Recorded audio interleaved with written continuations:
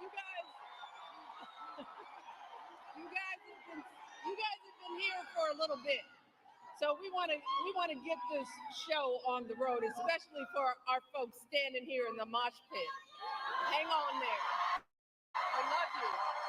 Well, let me just start by saying hello, Kalamazoo. Or should I say Kamalazoo? Who is ready to elect the next president of the United States, Kamala Harris?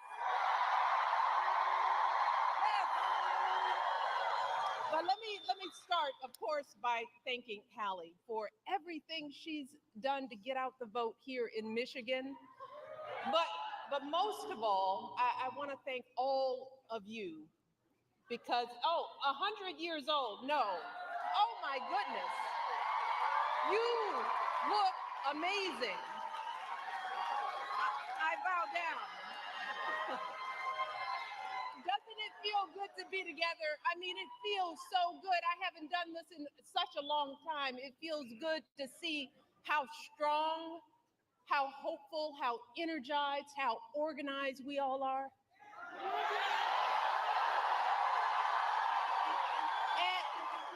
And we need that. We need all of you because right now, as you know, this race is close. It's too close for my liking. And I came out here to Michigan because I am someone who takes her own advice to heart.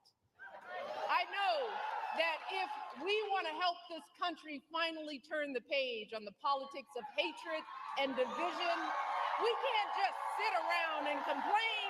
No, we've got to do something. If we want to usher in the next generation of American leadership, we have got to do something. If we want to elect someone with a character that is worthy of the Oval Office, someone with the strength of heart to guide our country to a better day, we have got to what? And that someone, of course, is my dear friend Kamala Harris.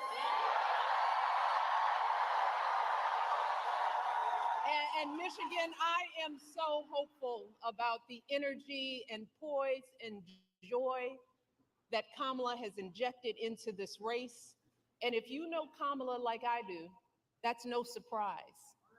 I mean, think about it. No one could have predicted the way everything would have unfolded this summer.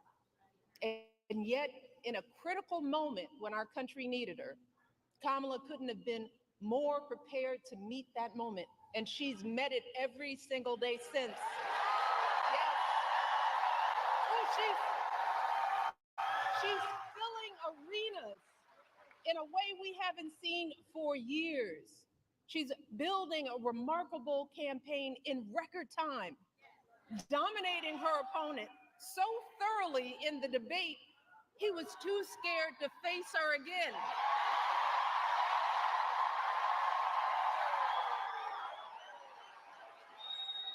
Kamala, she's putting herself out there fearlessly, facing down even her harshest critics. She's seeking out Republicans to find common ground. And unlike her opponent, she's not ducking interviews or cowering in safe spaces only with fawning audiences. No, she's showing us what a sane, stable leader looks like. She's not losing her train of thought or stumbling over her words. And she's doing it all with vigor and with grace. That's because Kamala Harris is a grown-up.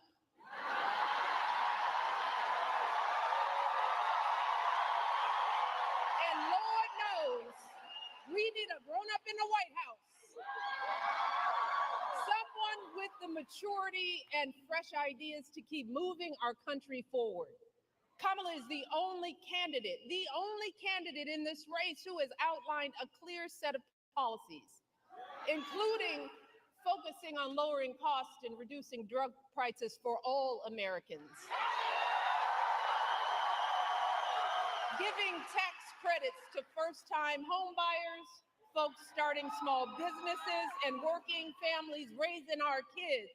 Let me tell you, it is a remarkable plan. And these remarkable last few months mirror the way Kamala has handled herself her entire life, fighting for working people and the vulnerable, first as a prosecutor, then as an attorney general, then as a U.S. senator, and now as our vice president of the United States. Taking on the big banks, the transnational gangs and predatory for-profit colleges, and always doing it, holding her head high with warmth and dignity and class.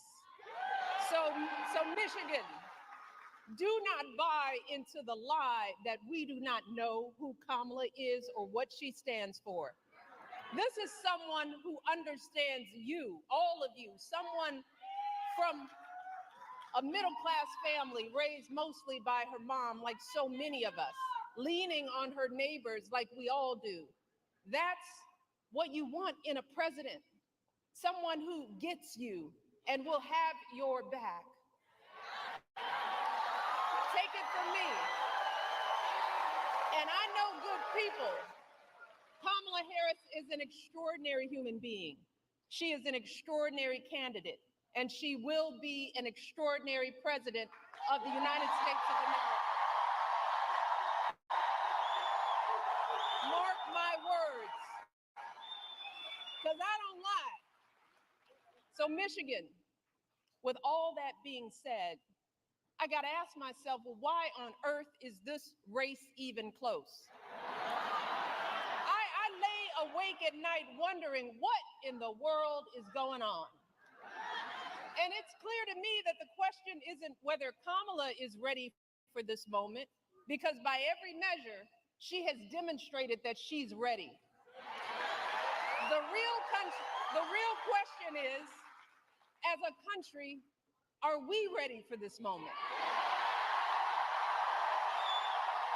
Are we willing to do what it takes to get her across the finish line, or are we going to let ourselves get distracted and fall for the scam? Are we going to lose sight of the dire consequences if we come up short? And right now, folks, I have to be honest, I'm not completely sure of the answers to those questions. Y'all give me great comfort in this arena. But this is a big country. And that's why all of my hope about Kamala is also accompanied by some genuine fear. Fear for our country, fear for our children, fear for what is coming our way if we forget the stakes in this election. And y'all, that's why I'm here today. And y'all know I hate politics. But I hate to see folks taken advantage of even more. So I wanted to do everything in my power to remind the country that I love, that there's too much we stand to lose if we get this one wrong.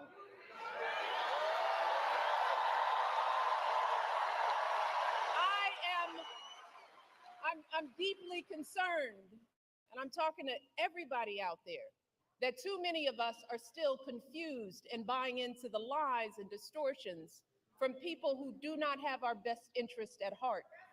So I want to address some of these concerns head on. Because when you lay out the options, this choice isn't even close.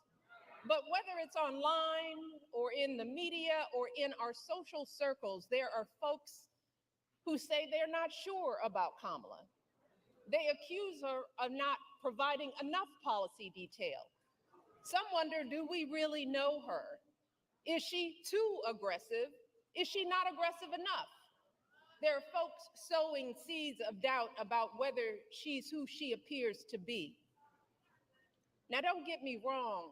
Voters have every right to ask hard questions of any candidate seeking office. But can someone tell me why we are once again holding Kamala to a higher standard than her opponent?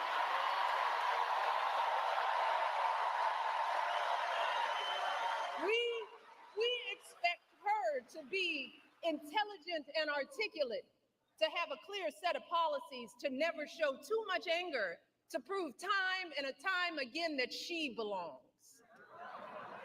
But for Trump, we expect nothing at all.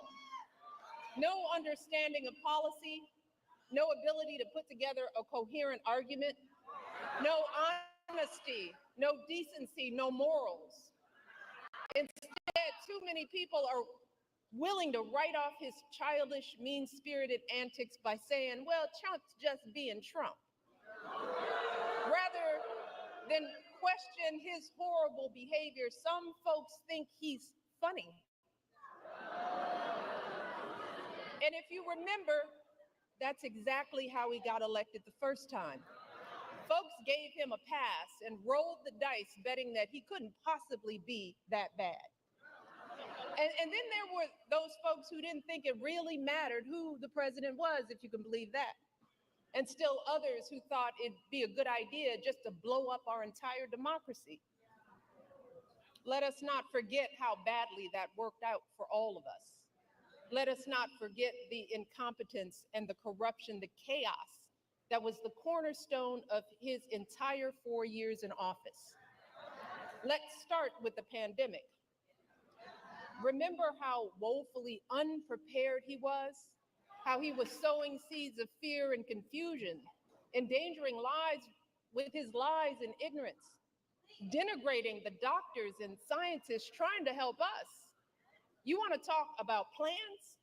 Well, my husband left him a very detailed pandemic plan.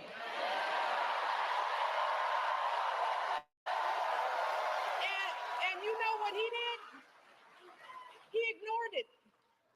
He had no clue how to get us out of that crisis. No ability to bring back the millions of jobs we lost so suddenly. No idea how to get our students back into school safely. No attempt to help stem the epidemic of loneliness and isolation that too many of our young people are still dealing with. And his failures had real cost. America lost 7 million more jobs during the COVID downturn than the European Union.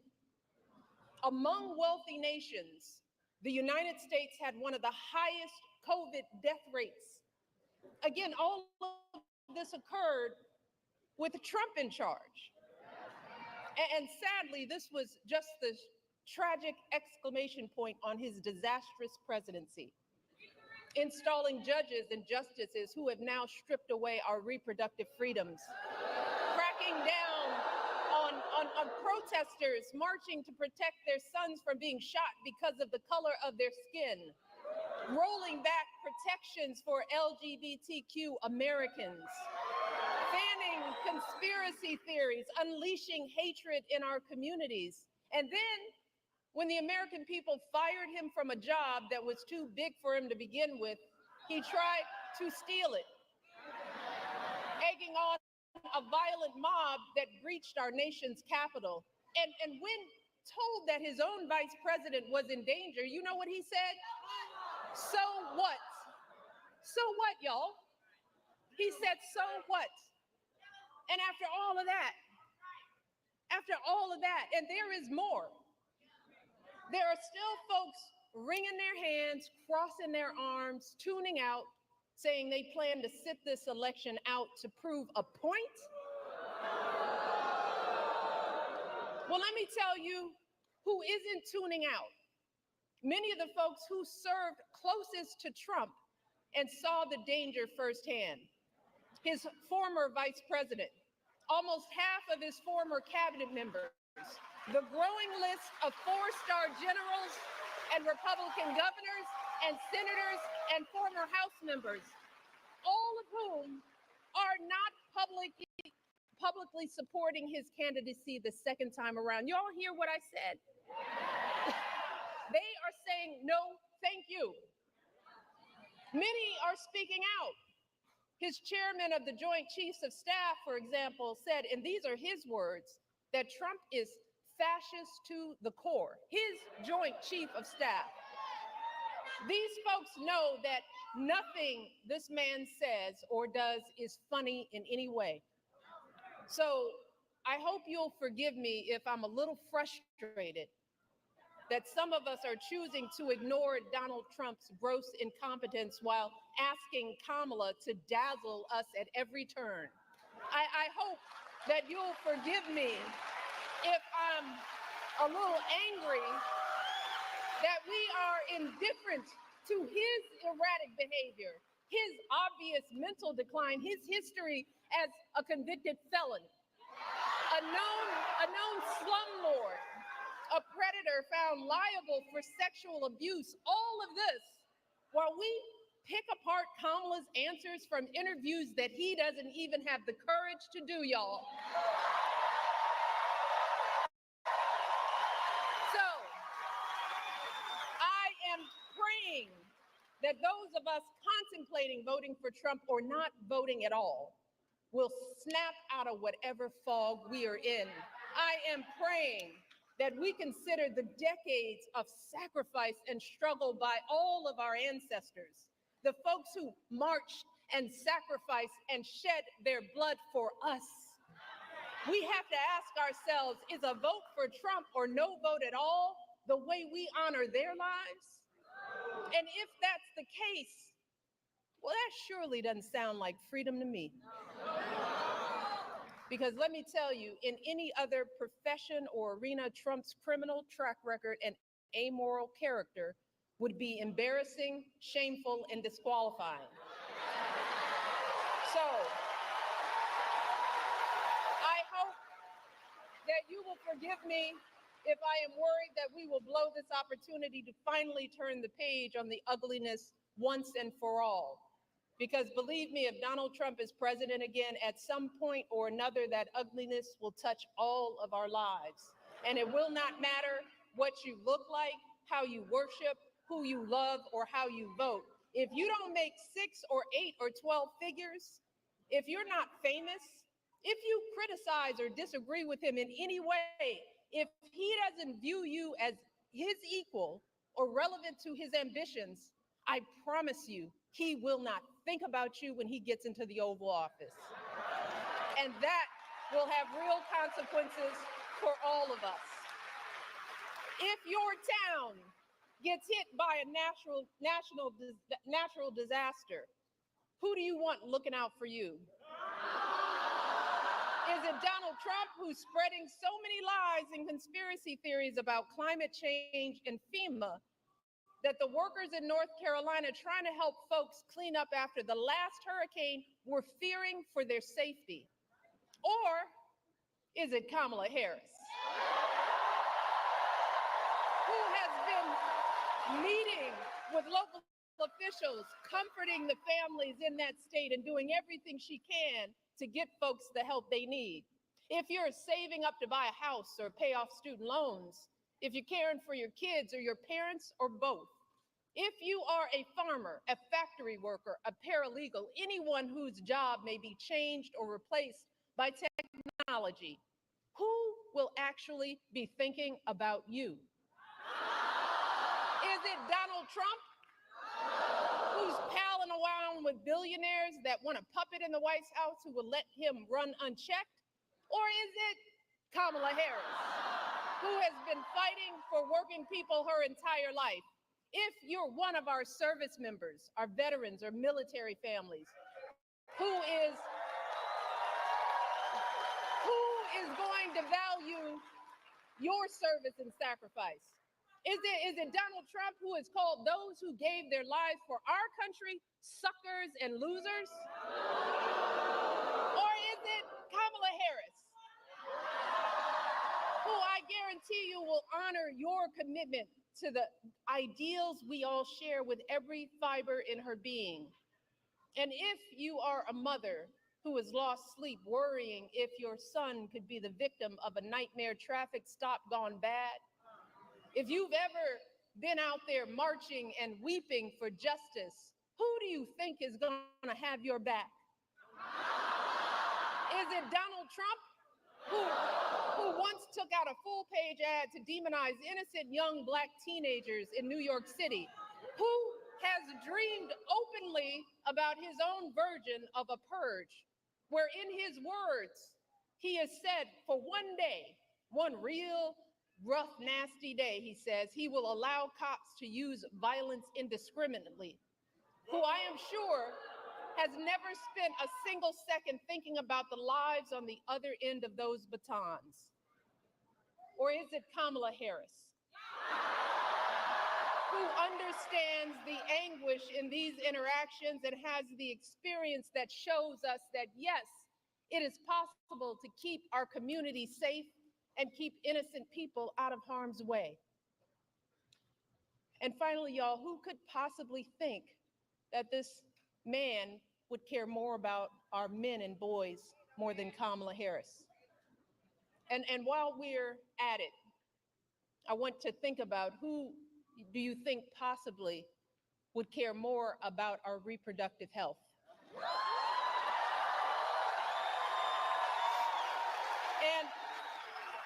And I just want to take a moment with this particular question, because there is so much that gets lost in the conversation about women's reproductive rights. And I want the men in the arena to bear with me on this, because there's more at stake than just protecting a woman's choice to give birth. And sadly, we as women and girls have not been socialized to talk openly about our reproductive health. We've been taught instead to feel shame and to hide how our bodies work. Some young girls enter puberty not knowing what to expect. Too many of us suffer with severe cramps and nausea for days on end every single month. And then on the other end of the reproductive timeline, too many women my age have no idea what's going on with our bodies as we battle through menopause and debilitating hot flashes and depression. See, fellas, most of us women, we suck up our pain and we deal with it alone. We don't share our experiences with anyone, not with our partners, or our friends, or even our doctors. Look, a woman's body is complicated business, y'all. Yes, it brings life, and that's a beautiful thing. But even when we are not bearing children, there is so much that can go wrong at any moment. Every woman here knows what I'm talking about. An unexpected lump, an abnormal pap smear or mammogram, an infection, a blockage, all of which could be early signs of a variety of life-threatening cancers. And in those terrifying moments when something goes wrong, y'all, which will happen at some point to the vast majority of women in this country, let me tell you, it feels like the floor falls out from under us. In those moments, all we have to rely on is our medical system.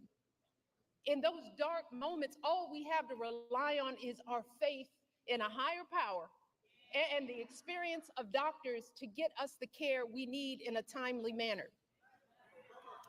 And look, I don't expect any man to fully grasp how vulnerable this makes us feel, to understand the complexities of our reproductive health experiences.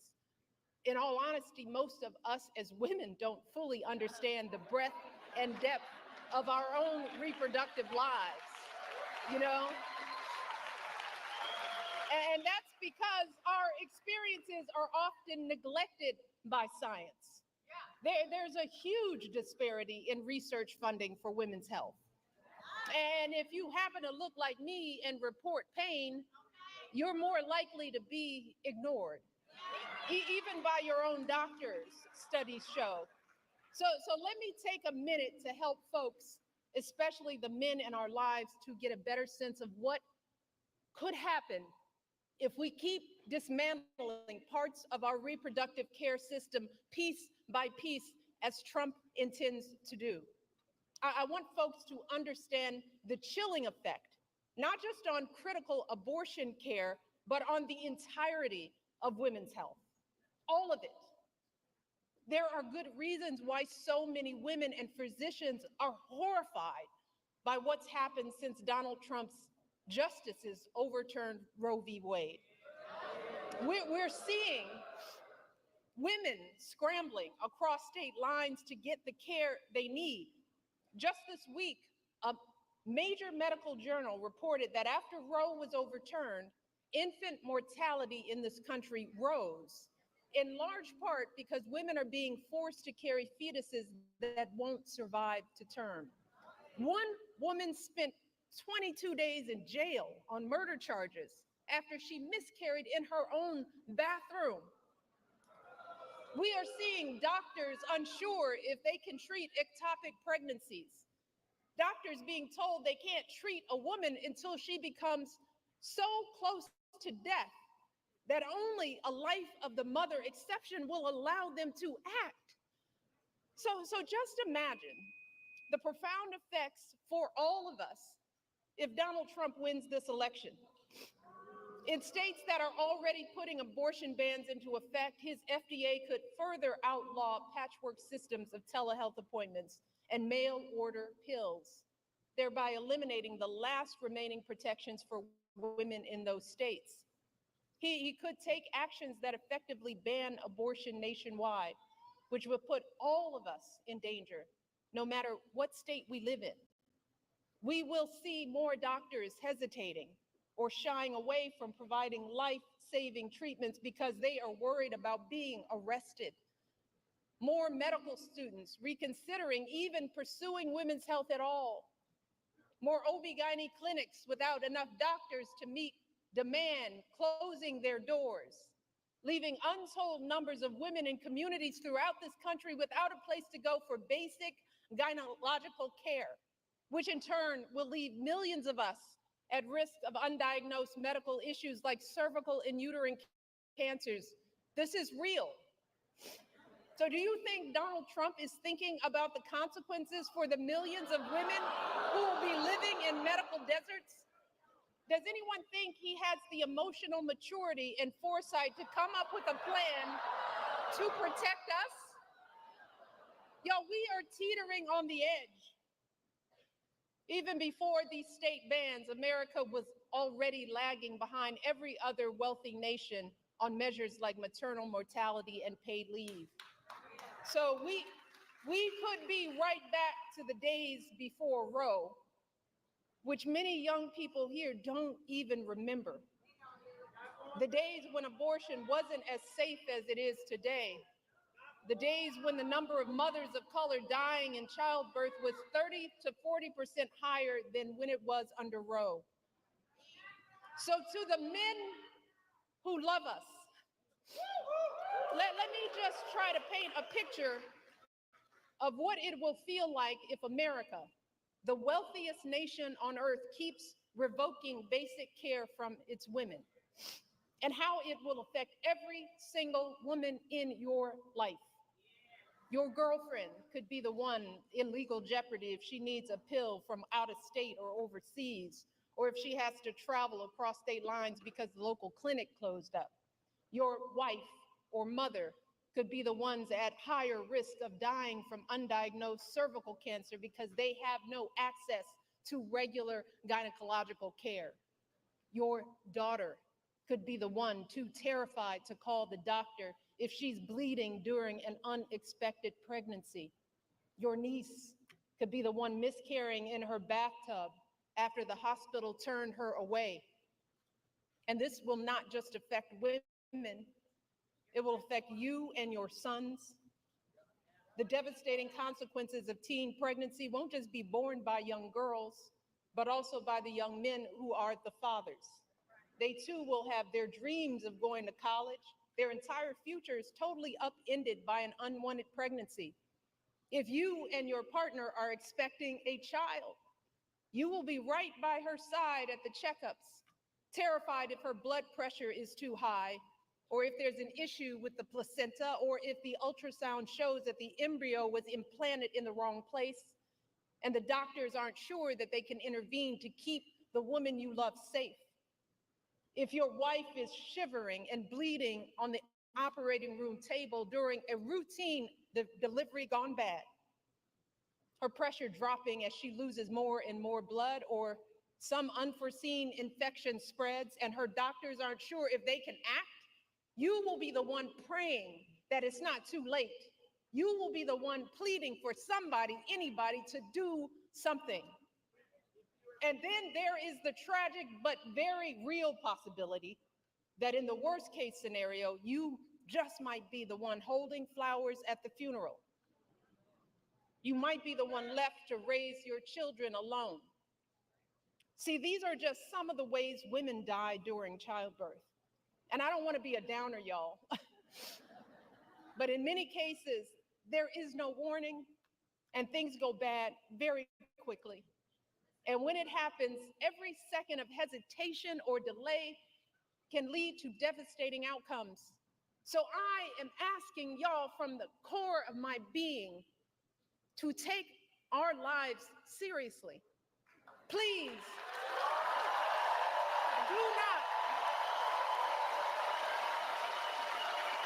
do not put our lives in the hands of politicians, mostly men, who have no clue or do not care about what we as women are going through, who don't fully grasp the broad-reaching health implications that their misguided policies will have on our health outcomes. The only people who have standing to make these decisions are women with the advice of their doctors. We are the ones with the knowledge and experience to know what we need. So please, please do not hand our fates over to the likes of Trump, who knows nothing about us, who has shown deep contempt for us. Because a vote for him is a vote against us, against our health, against our worth. And let me tell you all, to think that the men that we love could be either unaware or indifferent to our plight is simply heartbreaking. It is a sad statement about our value as women in this world. It is both a setback in our quest for equity and a huge blow to our country's standing as a world leader on issues of women's health and gender equality. So fellas, before you cast your votes, ask yourselves, what side of history do you want to be on?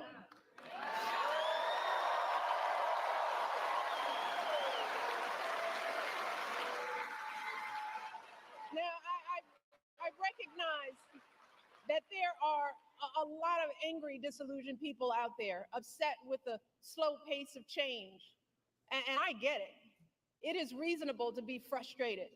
We all know we have a lot more work to do in this country. But to anyone out there thinking about sitting out this election or voting for Donald Trump or a third-party candidate in protest because you're fed up, let me warn you, your rage does not exist in a vacuum. If we don't get this election right, your wife, your daughter, your mother, we as women will become collateral damage to your rage.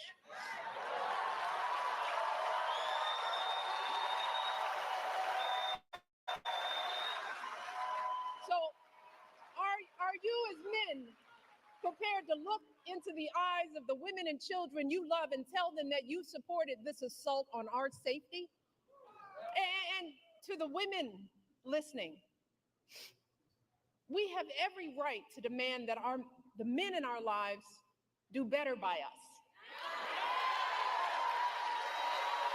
We have to use our voices to make these choices clear to the men that we love. Our lives are worth more than their anger and disappointment. And we are more than just baby-making vessels.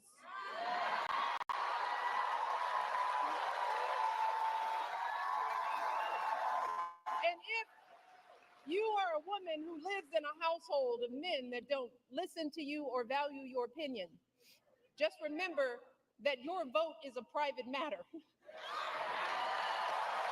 Regardless of the political views of your partner, you get to choose. You get to use your judgment and cast your vote for yourself and the women in your life. Remember, women, standing up for what is best for us can make the difference in this election.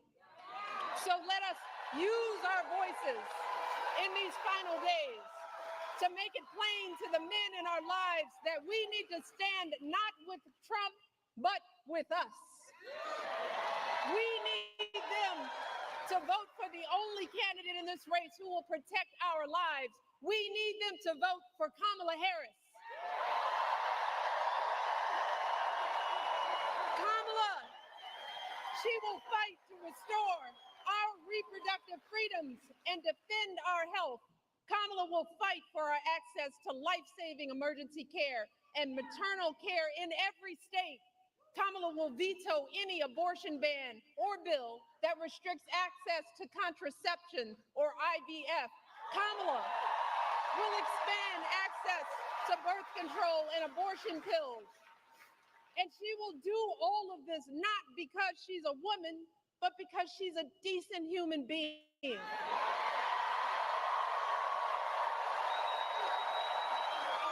She will do this because she cares about the lives of people other than herself. And that's really what this election is about, Michigan. This isn't just about what we have an obligation to say no to. It's about what we have the opportunity to say yes to.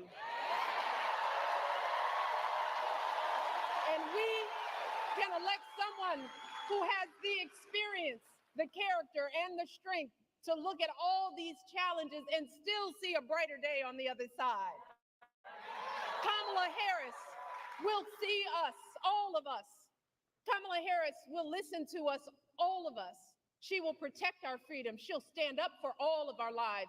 She will have our backs for the folks trying to get ahead and those just trying to get by. And in doing so, she will usher in a new generation of American leadership and send the ugliness of Donald Trump and his politics back where it belongs, the past.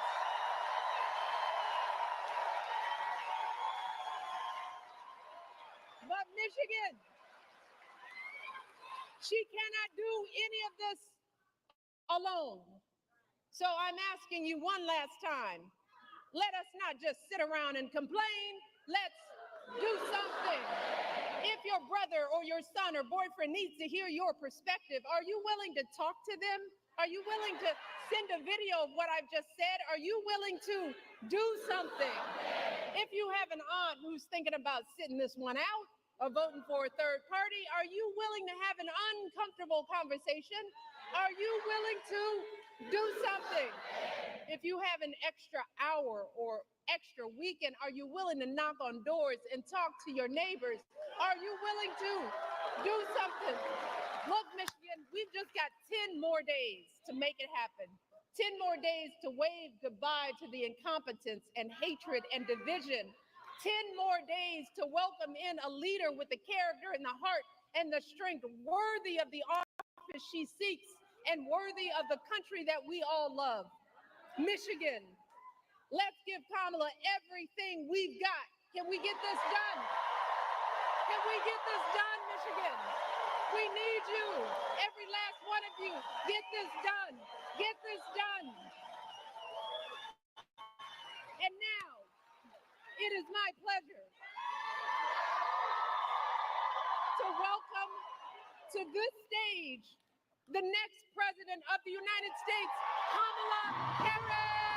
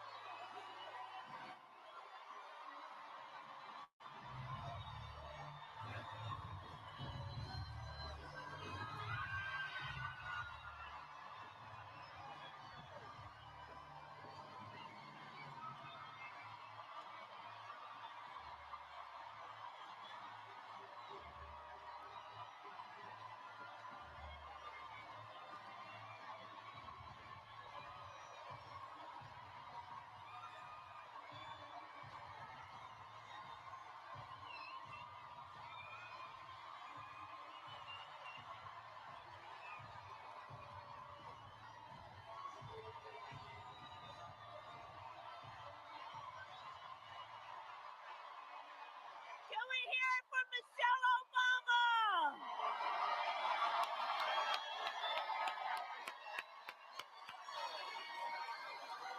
Good afternoon, Michigan.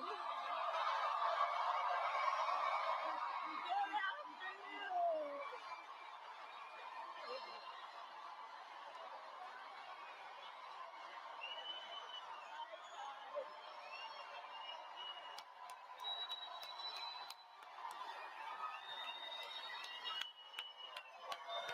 We're doing this. We're doing this.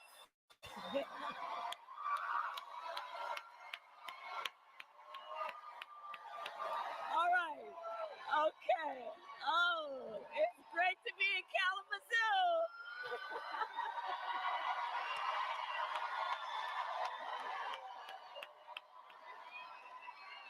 Thank you, guys.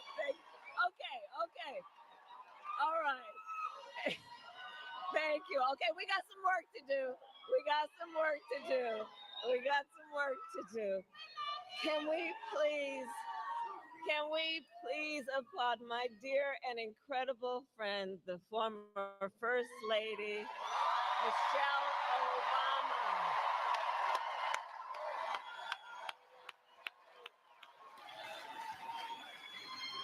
And I just have to say, I've known Michelle for years, and she is an inspiration. I know everybody here knows this. She is a truth teller, and she motivates us to get to work, especially when the stakes are high, because as she reminds us, as my mother taught me, don't just sit around and complain about injustice. And there are so many incredible leaders here tonight, but I want to first just thank everybody, because there's so much you could be doing with your time right now. And you are here, and we are here as community, as coalition builders, because we love our country. And I thank you for being here, and I thank you for all your work. I thank you. And I want to give a shout out to Lieutenant Governor Gilchrist. He's over there somewhere. Senator Gary Peters. And all the union, elected, and community leaders here today, I thank you.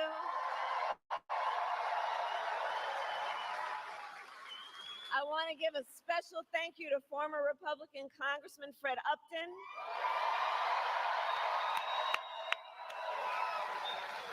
Who represented Kalamazoo for decades and has endorsed our campaign because, as he put it, ours is the team that will bring people together, strengthen our economy, and get things done for the American people.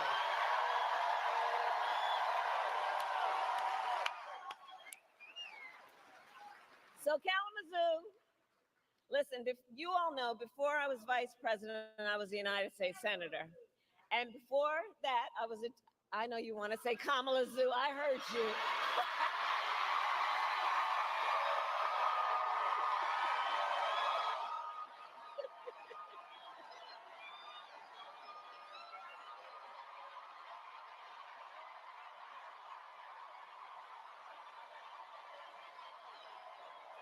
Okay, all right, okay, we got that out of the way, okay. So listen, before I was vice president, and before that I was a two-term Attorney General of California. I was a senator and a two-term Attorney General of California, and before that a district attorney, and before that a courtroom prosecutor. And in those roles, I took on perpetrators of all kinds. Predators, fraudsters, and repeat offenders. I took them on, and I won.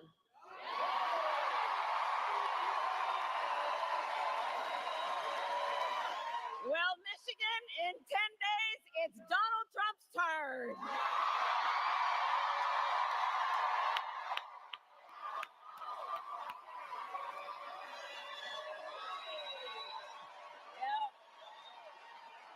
Yep. So listen, we've got just 10 days left. Well, I hear your chant, but listen, the courts are going to handle that. We're going to handle November. Okay? There we go. So look, we've got just 10 days left in one of the most consequential elections of our lifetime. As you all know, voting has already started. And everybody here knows this is going to be a tight race till the very end. So we have a lot of work to do. But we like hard work. Hard work is good work. Hard work is joyful work. And make no mistake, we will win. We will win. We will win. We will win. We will. Yes, we will.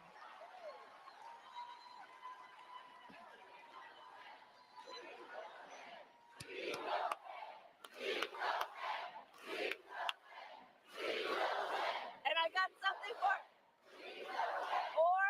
or as a certain former president would say, yes, we can.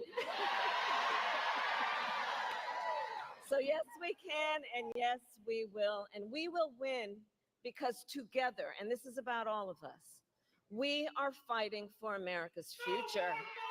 And we understand the opportunity we have before us to turn the page on the fear,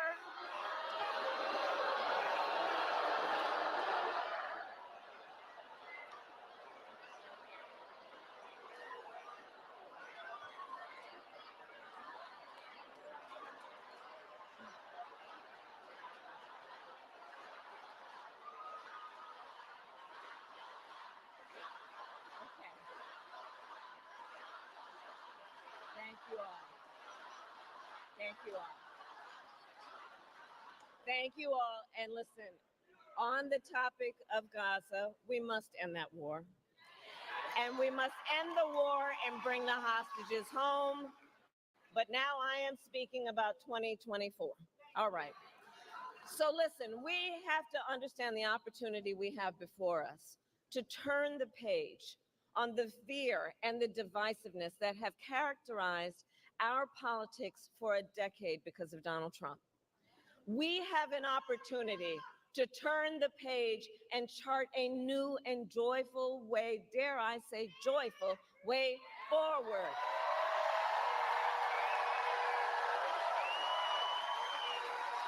Where we tap into the ambition and the aspirations and the dreams of the American people. And I'm going to tell you, as I travel around our country, there is an overwhelming call for a fresh start. For a new generation of leadership that is optimistic and excited about what we can do together.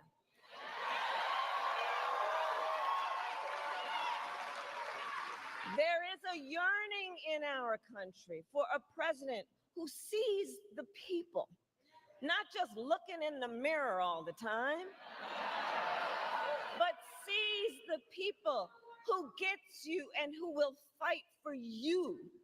That is what this election is about.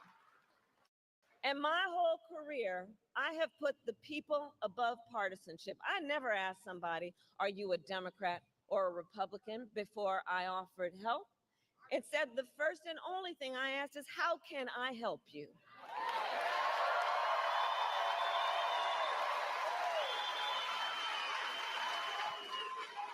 And that is a major difference between Donald Trump and me, and between the two extremely different visions that he and I have for our nation.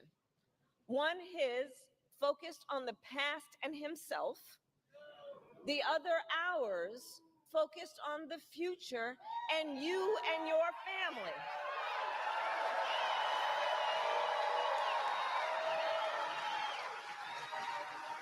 And together, we will build a future where we bring down the cost of living. And that will be my focus every single day as president.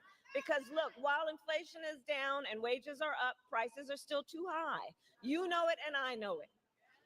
And unlike Donald Trump, who had $400 million handed to him on a silver platter and then filed for bankruptcy 6 times, I grew up in a middle-class neighborhood with a working mother who kept a strict budget and did everything she could to make sure my sister and I had all that we needed. I come from the middle class, and I will never forget where I come from. I will never forget where I come from.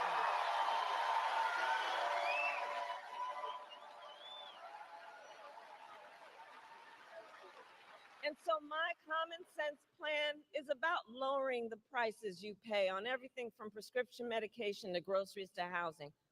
On the other hand, Donald Trump will raise costs on the families of America. In fact, independent economists have analyzed our plans and found that mine will cut your costs and strengthen our economy, while his will increase inflation and lead to a recession by the middle of next year.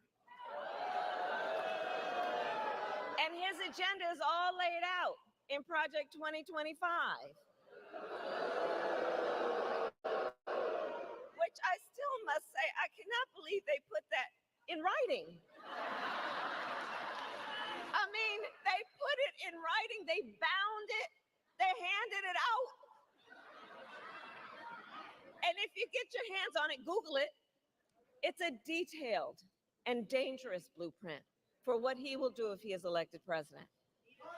Donald Trump will impose a 20% Trump national sales tax on everyday basic necessities, which will cost, the economists have measured it, will cost the average family nearly $4,000 a year. On the other hand, I will take on an issue like corporate price gouging. I've done it before and I will do it again.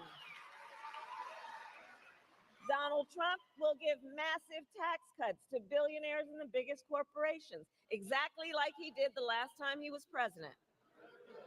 I will give middle-class tax cuts to 100 million Americans, including $6,000 during the first year of a child's life, that will also lift America's children out of poverty.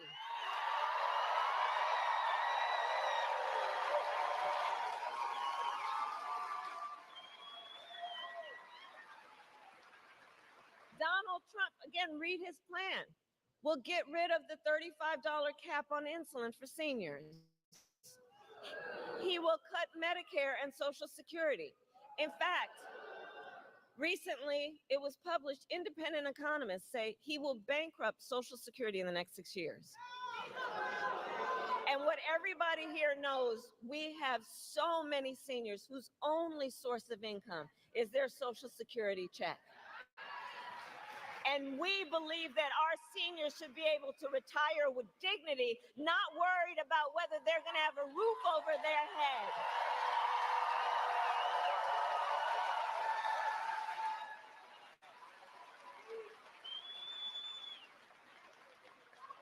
And we believe that their families also should not be overwhelmed by the cost of home health care, which is why my plan includes ensuring that instead of you who are taking care of your elder relative, you know, I took care of my mother when she was sick, and I know what that is like. It's about trying to cook something that they feel like eating. It's about trying to help them put on a sweater. It's about trying to say something that maybe will bring a smile to their face and maybe make them laugh from time to time.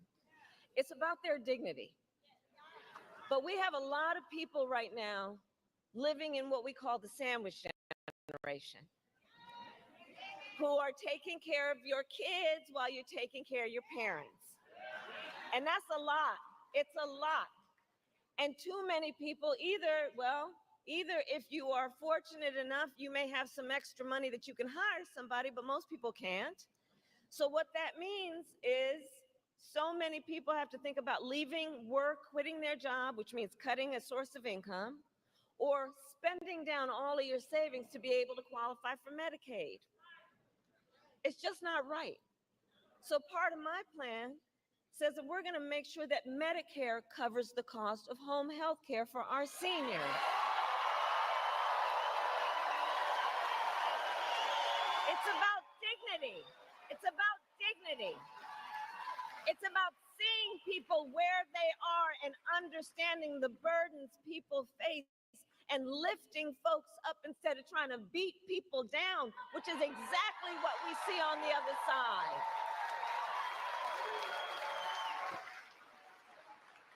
On top of that, my plan will bring down the cost of housing because we know housing is too expensive. And for so many people, you know, generations ago, folks could kind of count on the American dream. But it's out of reach for far too many people. And so we're going to bring down the cost of housing, including creating incentives for more home building, and we are going to create a $25,000 down payment assistance for first-time home buyers. Just to get your foot in the door. Because the way I see it, it's not enough that you're just able to get by. I want you to be able to get ahead.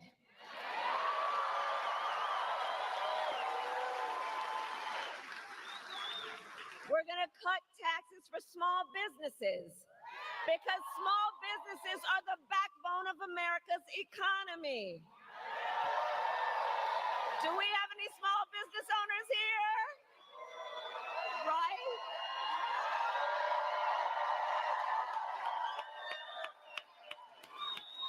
I love our small businesses. We're going to lower healthcare costs because, look, I believe healthcare should be a right and not just a privilege of those who have the money to afford it.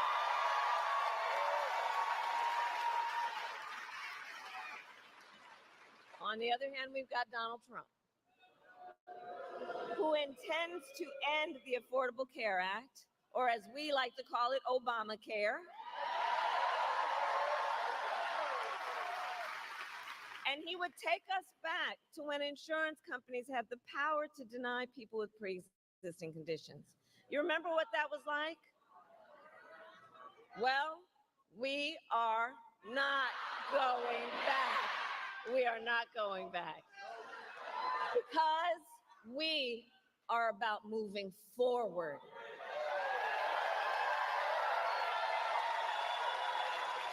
And it is time to turn the page.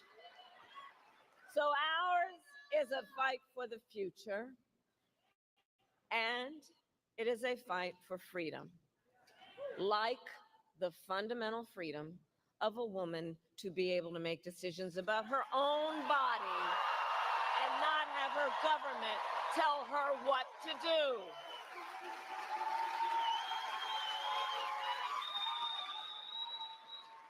And remember how we got here. Donald Trump hand-selected 3 members of the United States Supreme Court with the intention that they would undo the protections of Roe v. Wade. They did as he intended, and now 1 in 3 women in America lives in a state with a Trump abortion ban. Many with no exceptions for rape and incest. And the idea that somebody who survives a crime of a violation to their body would not have the right to make a decision about what happens to their body next, that is immoral. And let us agree, one does not have to abandon their faith or deeply held beliefs to agree that the government shouldn't be telling her what to do. Not the government.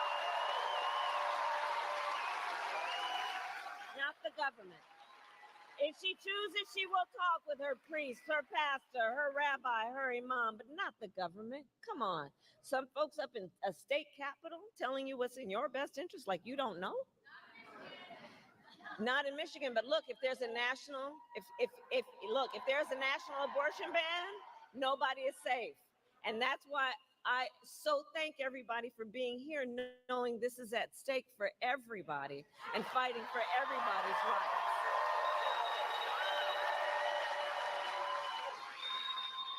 And I'll tell you, so I actually just got in from Texas, and I did an event in Texas last night in Houston. And if you saw it, you probably saw some of the stories about what has been happening in our country. The suffering the suffering. And you know, Donald Trump still refuses to even acknowledge the pain and suffering he has caused. He insists that, and I'm going to quote, everybody wanted Roe v. Wade to be overturned. Come on, everybody wanted this? Women are being denied care during miscarriages? Some only being treated once they developed sepsis? They didn't want this. Couples just trying to grow their family who have been cut off from IVF treatments? They didn't want this. The men of America seeing their daughters, wives, sisters, and mothers put at risk because their rights have been stripped away? The men of America don't want this. Women have died because of these bans. How could anybody say that they wanted this? And you have heard me say, I do believe Donald Trump to be an unserious man. But the consequences of him ever being president again are brutally serious. Brutally serious.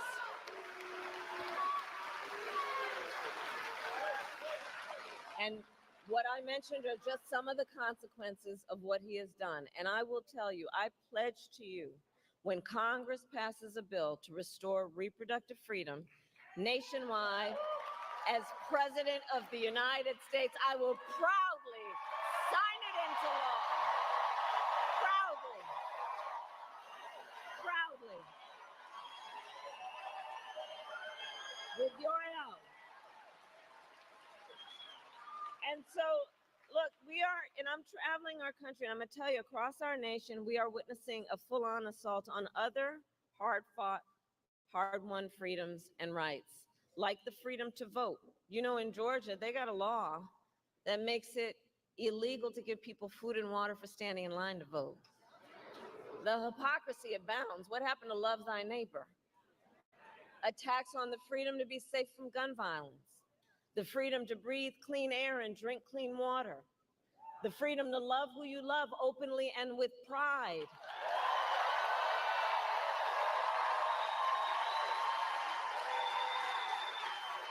All of these things are at stake.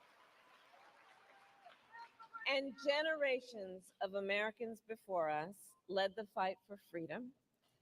And now the baton is in our hands. Now the baton is in our hands. And on that point, I want to speak in particular to all of the young leaders who are here today. Can I see Gen Z?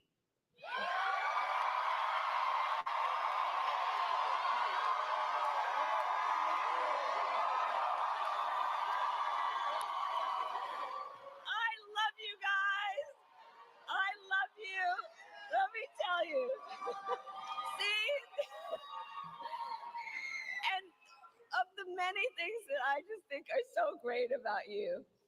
You are rightly impatient for change. I love that. I love that. You who have only known the climate crisis are leading the charge to protect our planet and our future. You who grew up with active shooter drills are fighting to keep our schools safe. You, who now know fewer rights than your mothers and grandmothers, are standing up for reproductive freedom. And for you all, these issues are not theoretical, they're not political, they're your lived experience. And I want to tell you, I see you, and I see your power.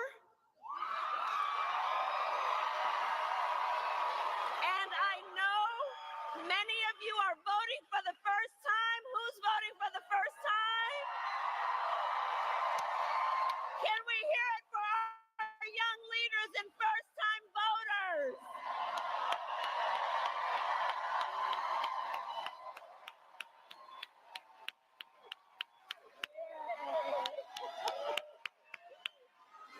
There we go. That's what this is about, right? That's why we're all here together. It's about our future. So listen, So much is on the line in this election. You all know that. And this is not 2016 or 2020. The stakes are even higher because over the last 8 years, Donald Trump has become more confused, more unstable, and more angry. And it is clear he has become increasingly unhinged. But the last time, at least there were people who could control him. But notice, they're not with him this time. And then a few months ago, the Supreme Court told the former president he is effectively immune no matter what he does in the White House. It's not 2016 or 2020 when you think about that.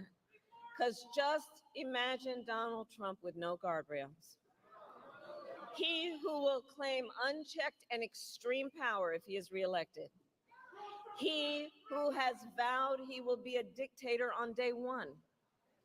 He who has said he wished he had generals like Hitler's. Who calls Americans who disagree with him the enemy from within. You know what that harkens back to? And he says he would use the American military to go after them.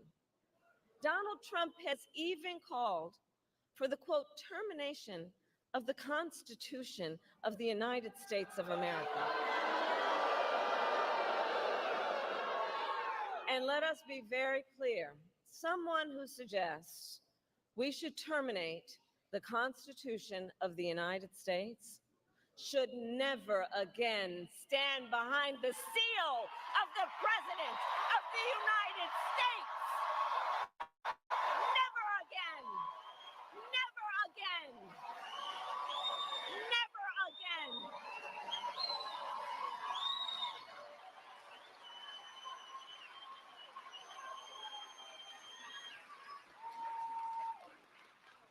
No.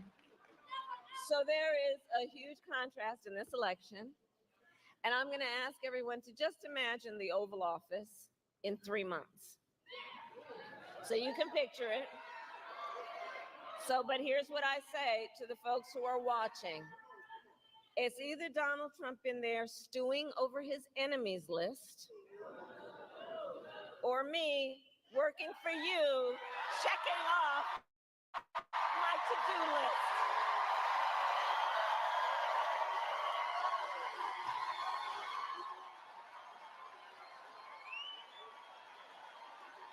And you have the power to make that decision. You have the power to make that decision. And this is the beauty of our democracy as long as we can hold on to it. The power is with the people. The power is with the people to make that decision. And so, Michigan, it all comes down to this. We are all here together because we know what is at stake. And we are here together, most importantly, because we love our country.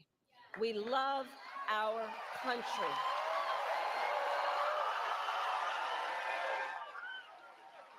We love our country.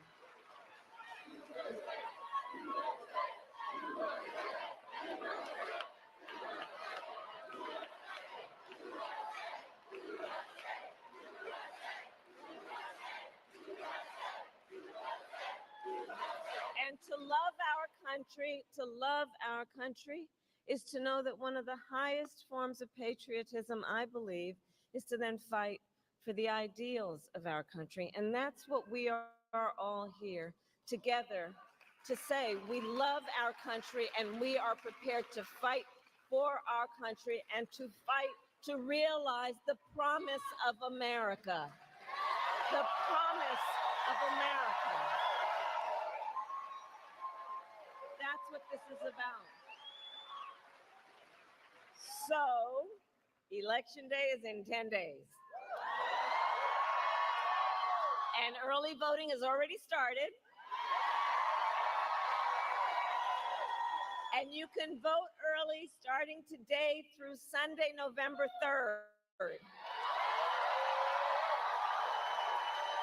So we need you to vote early Michigan.